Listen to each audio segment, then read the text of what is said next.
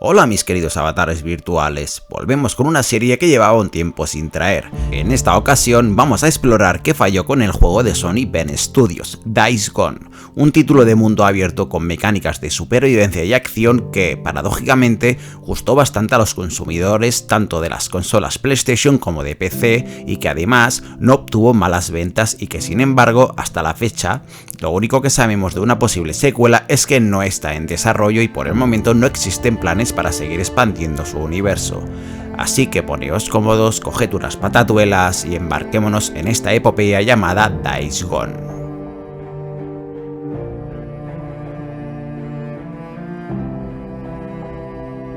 El estudio encargado de dar forma a Days Gone se llama en la actualidad Sony Bend Studio, pero no siempre acuñó ese nombre y no siempre perteneció a Sony PlayStation.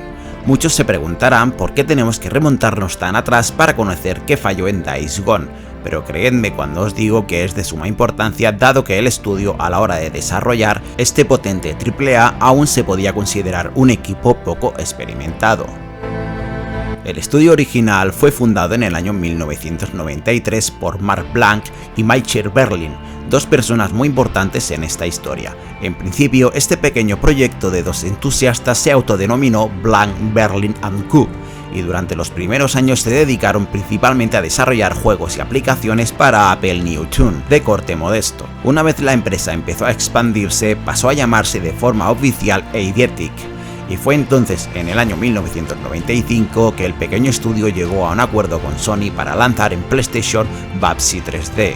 Cabe decir que por entonces Eidetic solo contaba con 8 empleados entre sus filas, entre los que se encontraban sus dos fundadores. El equipo tuvo ciertas dificultades para adaptarse a la nueva tecnología 3D, y el lanzamiento de Bubsy 3D obtuvo poca repercusión entre los usuarios.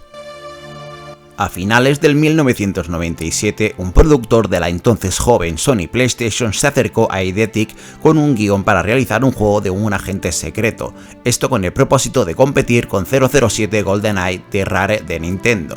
La sinopsis se titulaba Siphon Fighter, que no significa nada y no contenía historia ni personajes, pero incluía ideas para la configuración y las mecánicas del juego. Sony confió a Eidetic el proyecto a pesar de la pobre recepción de Bubsy 3D, porque el equipo tenía experiencia en el desarrollo en PlayStation y un motor que podría ejecutar el juego. Para el desarrollo de Siphon Fighter, Eidetic reclutó a otros 5 empleados. En este punto podríamos decir que empezó a cocerse una idea propia dentro del estudio, una historia propia que poco a poco se iría instaurando para tomar forma.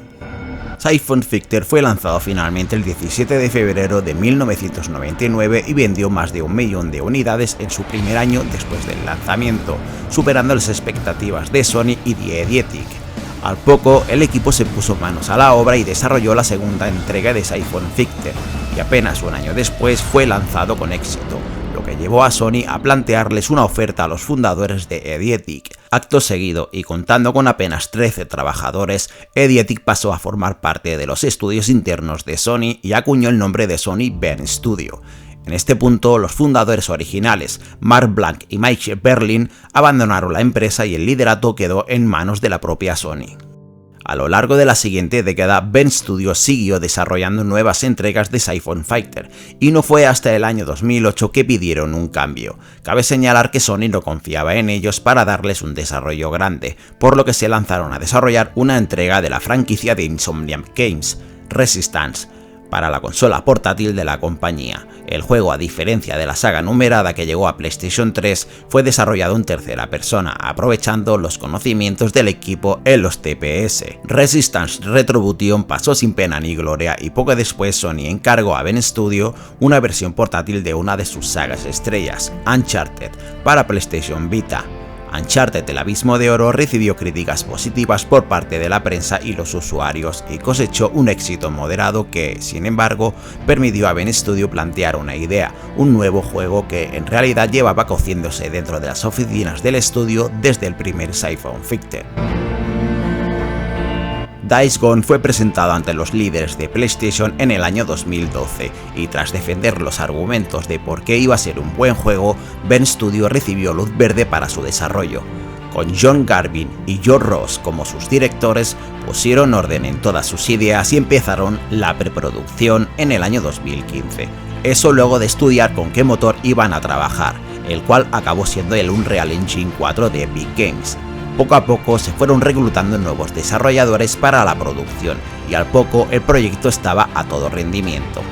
El presupuesto orquestado para Days Gone era lo que era y el estudio, con solo 100 empleados, debía desarrollar su primer AAA para una consola de sobremesa, el primero de hecho para PlayStation 4, su primera nueva IP desde Siphon Filter, en un proceso donde constantemente eran presionados para avanzar. Days Gone fue presentado al público en el año 2016 y rápidamente levantó mucha expectación porque el planteamiento era cuanto menos atractivo, un juego de acción, horror y supervivencia en un mundo abierto posapocalíptico anegado de infectados donde podríamos movernos con nuestra motocicleta y donde podríamos enfrentar a gigantescas hordas, aderezado con una narrativa que en principio parecería interesante. Tal vez uno de los errores fue el no contratar a un guionista especializado en el desarrollo de juegos AAA, ya que fue uno de sus directores, el propio John Garvin, el que escribió el guión completo de Days Gone. Esto se refleja en mayor o menor medida en el desarrollo de la historia, la personalidad de los personajes y en el ritmo de la trama. Pero no adelantemos acontecimientos. Y Geoffrey Hammond, director de sistemas técnicos en Ben Studio, construyó una compleja jugabilidad alrededor del juego y cabe decir que en mi opinión consiguió que la interacción con el mundo de Days Gone fuera muy divertida. De hecho, las mecánicas de acción y sigilo funcionan muy bien, y el desarrollo del personaje es muy acertado, así como las mejoras de la moto. El escenario del mundo abierto realmente no acabó por ser nada del otro mundo, pero el título, en general, era una excelente propuesta. Entonces, ¿por qué falló? Fueron varios los motivos que llevaron a Days Gone a recibir una mala impresión en su lanzamiento. El primero de todos y el más importante es que el juego debía haber tenido más tiempo de desarrollo. Mirad, yo me he pasado el juego por completo e incluso le he sacado el platino, pero estamos ante una propuesta tan grande en un mundo tan gigantesco, con una trama tan amplia que me llevó cerca de 80 horas terminar solo la historia. El título fue entregado a la prensa una semana antes del lanzamiento, por lo que la mayoría de analistas no tuvieron tiempo de completar la mitad de la trama. Pero lo más sangrante es que la versión que llegó a la prensa estaba completamente anegada de fallos y bugs que impedían una correcta experiencia de juego. Solo hace falta sumar 2 más 2. La prensa castigó gravemente a Days Gone por debutar incompleto, pero a su vez, aquí debemos añadir otros factores como el hecho de que la mayoría no tuvo tiempo de completarlo, algunos incluso porque los fallos les impedían continuar jugando. Por otro lado, debo decir algo que tal vez está fuera de lugar, pero siento que algunos compañeros de profesión se desfogan con los juegos que saben de antemano no son sagas consagradas. Está mal que lo diga, pero es un hecho conocido y no hay que irse muy lejos para verlo porque todos conocemos un caso en concreto. Además, muchos quisieron ver a Days Gone como el nuevo The Last of Us y quisieron comparar su narrativa y personajes con el juego de Naughty Dog. Sobra decir que en ese punto concreto se encuentra muy lejos de esa franquicia, pero tampoco hasta el punto de hacer de Days Gone un mal juego. El título recibió un parche el mismo día del lanzamiento, pero no consiguió corregir muchos de los fallos que impedían una correcta experiencia de juego. Los usuarios también castigaron al título durante las primeras semanas tras su lanzamiento, y no los culpo. Es muy frustrante comprar un juego de lanzamiento y ver que está a rebosar de fallos. Sin embargo, la mayoría coincidía que no era un mal juego. Days Gone propone una experiencia inmersiva, muy divertida, completa y sólida, y una vez los desarrolladores consiguieron solventar los fallos vía parche, se convirtió en un juego a tener muy en cuenta. De hecho, con el pasar de los meses logró vender hasta 8 millones de copias, y más tarde fue lanzado para PC, donde también cosechó bastantes buenas críticas y una muy buena recepción. Desgraciadamente, Sony ya le había colgado la etiqueta de fracaso tras las notas cosechadas en Metacritic, por lo que le comunicó a Ben Studio que no podrían realizar una secuela, algo que el estudio lamentó dado que ya estaba en preproducción. El director del juego más tarde haría unas declaraciones desacertadas con respecto a los usuarios, llevado por la frustración, y en cierto modo lo comprendo.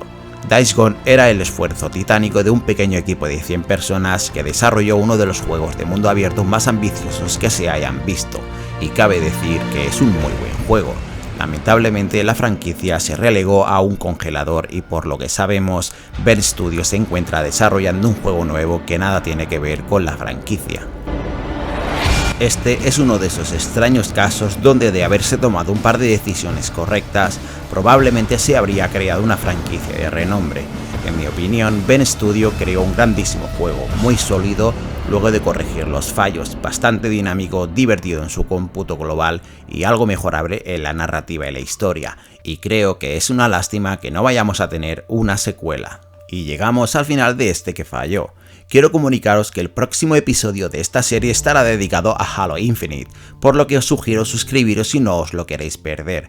Por mi parte, me despido. Os ha hablado Avatar y nos vemos en un próximo vídeo. Hasta pronto.